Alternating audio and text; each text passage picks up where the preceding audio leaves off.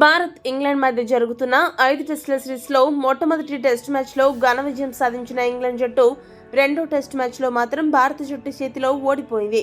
ప్రస్తుతం సిరీస్ సమమైంది. దీంతో మిగతా 3 టెస్టుల గురించి చర్చ ఎక్కువైంది.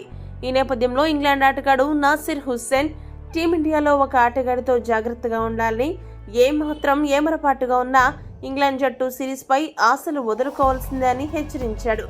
నాసిర్ హుస్సేన్ మాట్లాడుతూ ఏమన్నాడంటే, విశాఖ టెస్ట్లో భారత జట్టు అద్భుతంగా ఆడింది. అన్ని విభాగాల్లో వారు మా జట్టు కంటే మెరుగ్గా ఆడారు. అన్నిటినీ మించి స్పిన్ బౌలర్లకు ఎక్కువగా సహకరిస్తూ ఫాస్ట్ బౌలర్లకు క్లిష్టంగా మారిన పిచ్ మీద బుమ్రా దుమ్మురిప్పాడు. మొదటి ఇన్నింగ్స్లో 6 వికెట్లు, రెండో ఇన్నింగ్స్లో 3 వికెట్లు పడగొట్టి తాను ఎందుకంత ప్రత్యేకమనేది నిరూపించాడు. ఇక అతడు వేసిన రివర్స్ స్వింగ్, ఇన్ స్వింగ్ బంతులకైతే ఇంగ్లాండ్ బ్యాట్స్మెన్ వద్ద సమాధానమే లేకుండా పోయింది.